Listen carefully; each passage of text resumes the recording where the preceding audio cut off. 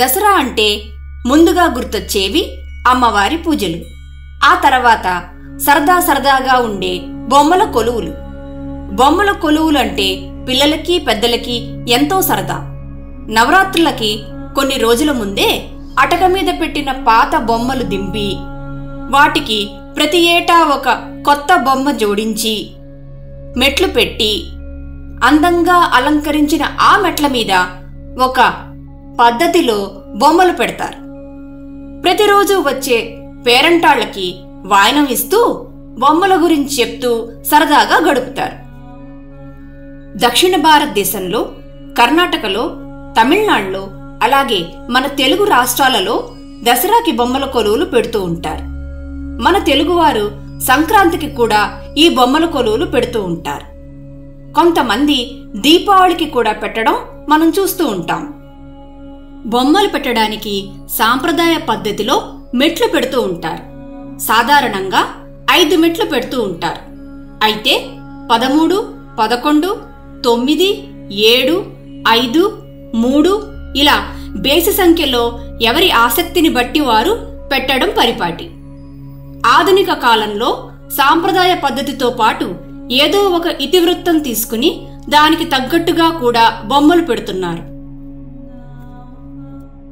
ఈ బొమ్మల కొలువుల కోసం తాత్కాలిక అంగళ్ళు పెట్టి బొమ్మలు విక్రయిస్తూ ఉంటారు. అయితే మన తెలుగు రాష్ట్రాల్లో కంటే కర్ణాటక, తమిళనాడులో ఇవి చాలా ప్రత్యేకంగా ఉంటాయి. బొమ్మల కొలువులు ఆశ్వయుజ శుద్ధ పాడ్యమి నాడు ప్రారంభించి 9 రోజుల పాటు ఉంచుతారు. అయితే కొంతమంది ఆఖరి 3 రోజులు మాత్రమే పెడుతూ ఉంటారు. ఈ బొమ్మల కొలువు ఒక పద్ధతి ప్రకారం పెడతారు. మొదటి మెట్టు మీద ఆనవాయితీ ఉన్నవారు కలశం పెడతారు. ఇక్కడ మీరు కలశం బొమ్మని చూస్తున్నారు.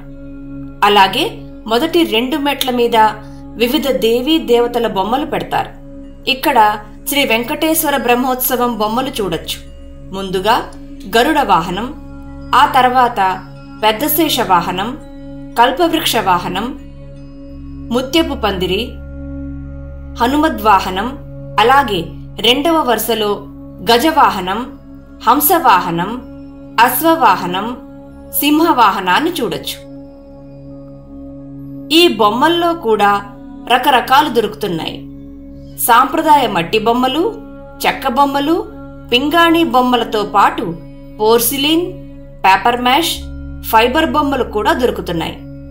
సాంప్రదాయ మట్టి బొమ్మలు తమిళనాడులోని కాంచీపురం మరియు కడలూరులో ఎక్కువగా తయారు చేస్తూ ఉంటారు. 2వ వరుసలో నవదుర్గలను చూడొచ్చు. శైలపుత్రి, బ్రహ్మచారిణి, చంద్రఘంట, కూష్మాండ, స్కందమాత, కాత్యాయని, కాళరాత్రి, మహాగౌరి మరియు సిద్ధిదాత్రి. ఇక 3వ వరుసలో దశావతారాలు ఉంచుతారు. ఇవి మన సృష్టి క్రమాన్ని తెలియజేస్తాయి. మత్స్యావతారము, కూర్మావతారము, వరాహ, నరసింహ, వామన, పరశురామ, రామ, కృష్ణ, బుద్ధ మరియు కల్కి అవతారాలను ఇక్కడ చూడొచ్చు. ఇవి ఏటికొప్పాక చెక్క బొమ్మలు. కొంతమంది బుద్ధుడు కాదు బలరాముడే దశావతారాల్లో భాగమని చెప్తారు. ఈ వరుసలో ఇంకా సీత, లక్ష్మణ సమేతుడైన ఒంటిమిట్ట రాముల వారిని చూడొచ్చు. ఇక్కడ హనుమంతుడు ఉండకపోవడమే విశేషం. ఆ పక్కన వాలి వధని చూడొచ్చు. రాముడు చెట్టు చాటు నుండి వాలిని వధిస్తున్న రామాయణ ఘట్టం ఇది. ఇది వారణాసి చెక్కబొమ్మ. ఆ తర్వాత డోలాసుర భయంకరి అయిన కొల్హాపూర్ లక్ష్మీదేవిని చూడొచ్చు. ఈ బొమ్మ MDF బొమ్మ. ఆ పక్కన పూతన వధ. పసివాడైన కృష్ణుడు పూతనని వధిస్తున్న ఘట్టం. ఇది కూడా వారణాసి చెక్కబొమ్మే. ఆ తర్వాత తిరుపతి విమాన గోపురం. ఆ గోపురం మీద విమాన వెంకటేశ్వరుడు. విఘ్నాలకు అధిపతి కూడా మెట్ల మీద ఉండాలి కదా, అందుకే బంగారు వర్ణంతో మెరిసిపోతున్న వినాయకుడు. ఇది పిఓపి బొమ్మ. ఇక 4వ మెట్టు మీద గురు పరంపర భజ గోవిందం మూఢమతే అని చెప్పిన ఆది శంకరాచార్యుల వారు, కంచి కామకోటి పీఠాధిపతులలో ఒకరైన చంద్రశేఖర సరస్వతి, ఈయనని మహాపెరియవర్ అని కూడా పిలుస్తారు. అలాగే కంచి కామాక్షి.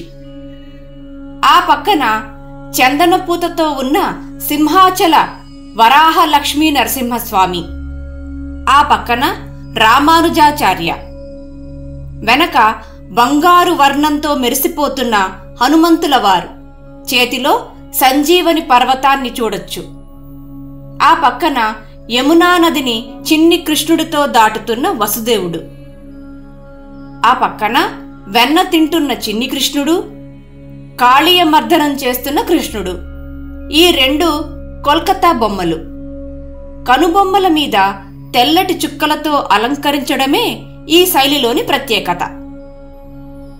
ఆ పక్కన గోవర్ధనగిరిని మోస్తున్న కృష్ణుడు,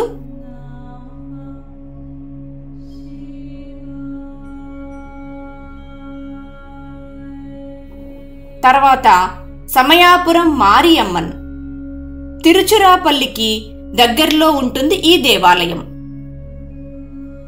ద్వారకా తిరుమల వెంకటేశ్వర స్వామిని కూడా ఇక్కడ చూడొచ్చు. ఇక్కడ మీరు చూస్తున్నది సాలగ్రామ రూపంలో ఉన్న కార్తీక దామోదరుడు మరియు తులసిమాత. ఇక్కడ కాశీ అన్నపూర్ణని కూడా మీరు చూడొచ్చు. ఇక 5వ మెట్టు మీద జంతువులు. ఇక్కడ రకరకాల జంతువులను చూడొచ్చు. అందులో గాజు బొమ్మలు, నిర్మల్ పింగాణి బొమ్మలు, మహాబలిపురం గవ్వల బొమ్మలు, తంజావూర్ చెక్క బొమ్మలను కూడా చూడొచ్చు. కొబ్బరితో చేసిన కేరళ వినాయకుణ్ణి కూడా చూడొచ్చు. ఇక్కడ కనిపిస్తున్న తాంబూలం ఏటికొప్పాక చెక్క బొమ్మ. అలాగే చందనం బొమ్మలను కూడా చూడొచ్చు. ఈ చందనం బొమ్మలు బొమ్మల కొలువులో ప్రధానంగా ఉండవలసిన బొమ్మలు. వీటిని మరపాచి బొమ్మలు అని తమిళనాడులో పిలుస్తారు. ఇంకా వర్తకులను కూడా ప్రధానంగా బొమ్మల కొలువులో ఉంచుతారు. ఇక్కడ కందిపప్పుని, పెసరపప్పుని విక్రయిస్తున్న గుజరాతీ వర్తకులను చూడొచ్చు. ఆ పక్కన బంగారు వర్ణంతో మెరుస్తున్న సూర్యనారాయణుడు. నవగ్రహ దేవాలయాలలో ఒకటైన సూర్యనారాయణుడి దేవాలయం కుంభకోణానికి సమీపంలో ఉంది. ఆ పక్కన ఆదియోగిని చూడొచ్చు. ఇక మనుషులు. ఇక్కడ రకరకాల కొండపల్లి చెక్కబొమ్మలు, సాంప్రదాయ లక్కపిడతలు, కర్ణాటకలోని చెన్నపట్న చెక్కబొమ్మలను కూడా చూడొచ్చు.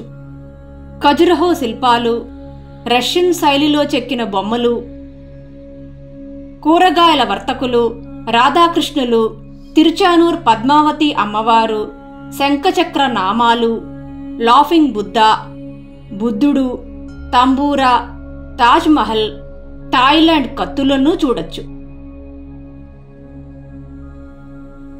కొండపల్లి బొమ్మలలో రాములవారి పట్టాభిషేకం, సంక్రాంతి గొబ్బెమ్మలు, హరిదాసు, భోగిమంటలు, గంగిరెద్దు, కొత్త బియ్యంతో రైతును చూడొచ్చు. ఇక్కడ ఒక పెళ్లి బృందం, పల్లకిలో పెళ్లి కూతురు పెళ్లి కొడుకు, ఆ పెళ్లి చేయిస్తున్న పురోహితుణ్ణి కూడా చూడొచ్చు. ఏటికొప్పాక శైలిలో వెంకటేశ్వర స్వామిని, ల్యాప్టాప్ మీద పనిచేస్తున్న చిన్ని గణపతిని కూడా చూడొచ్చు. ఏటికొప్పాక తంబూరా, రష్యన్ శైలిలో చెక్కిన చెక్కబొమ్మలు, బుద్ధుడు, అలాగే సాంప్రదాయ లక్కపిడతలు, కూరగాయల వర్తకుడు, వెనకాల లాఫింగ్ బుద్ధ, రాధాకృష్ణులు.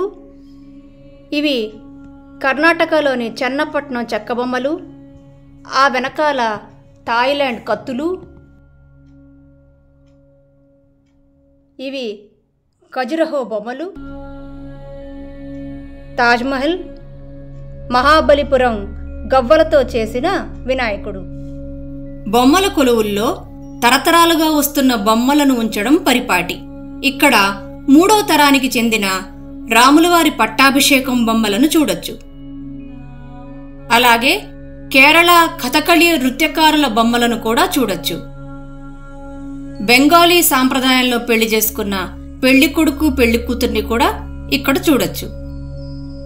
ఇంకా తంజావూర్ నర్తకీ బొమ్మలను కూడా చూడొచ్చు.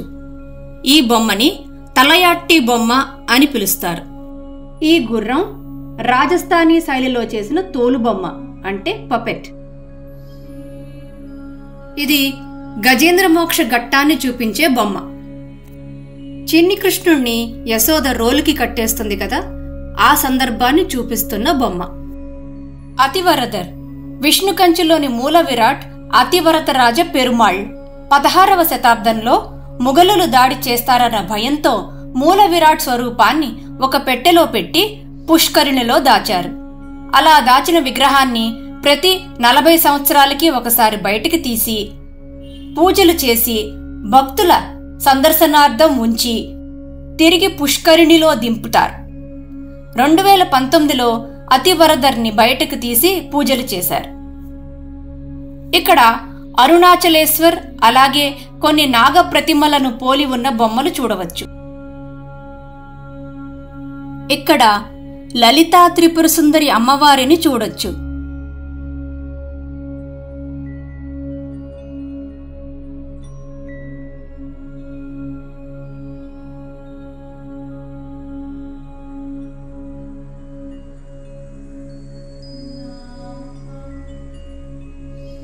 ఎర్రని చీరలో చంద్రవంకని ధరించి కురువింద మణులతో మెరిసిపోతున్న కిరీటాన్ని పెట్టుకుని చెంప కాసోగ పున్నాగ పువ్వులను తలలో ముడుచుకుని ఎంతో అందంగా ఉన్న అమ్మవారిని చూస్తే పుండ్రేక్షు పాశాంకుశ పుష్పబాణ హస్తే నమస్తే జగదేక మాత అని అనాలనిపిస్తుంది. మరి అమ్మవారు అంత అందంగా ఉంటే ఆమె పాదాలు కూడా అంతే అందంగా ఉండాలి కదా. పదద్వయ ప్రభాజాల పరాకృత సరోరుహ. అమ్మవారి చెరో పక్క దీపలక్ష్ములున్నారు. శ్రీచక్రరాజ నిలయ అని అంటాం కనుక శ్రీచక్రం ముగ్గు. అమ్మవారు ప్రసాదించే అష్టైశ్వర్యాలకు ప్రతీకగా అష్టలక్ష్ములు.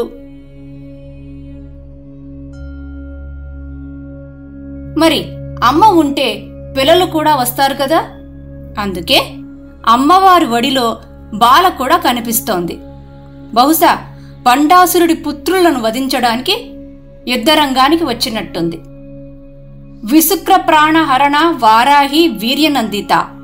బహుశా విశుక్రుణ్ణి వధించడానికి వారాహిమాత కూడా వచ్చినట్టుంది.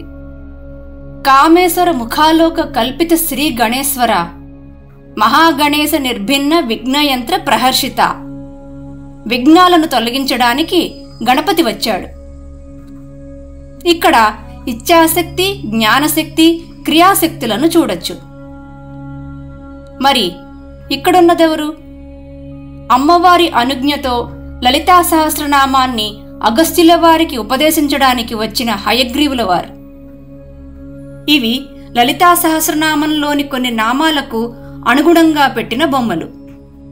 ఈ బొమ్మల కొలువుల్లో ఇంకో సామాజిక అంశం ఉంది.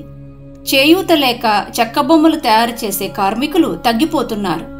ఇలా బొమ్మల కొలువులు పెట్టడం వల్ల ఆ కళలను అంతరించిపోకుండా కాపాడవచ్చు. బొమ్మల కొలువు ఆనవాయితీ లేని వారు కూడా ఏదైనా ఒక చెక్క బొమ్మను అప్పుడప్పుడైనా కొంటే ఆ కార్మికులకి ఎంతో కొంత ఉపాధి కలుగుతుంది. ఈ నవరాత్రుల్లో కొన్ని ఆన్లైన్ బొమ్మల కొలువు పోటీలు కూడా జరుగుతాయి. అందులో దేశ విదేశాలకు చెందిన ఔత్సాహికులు పాల్గొంటారు.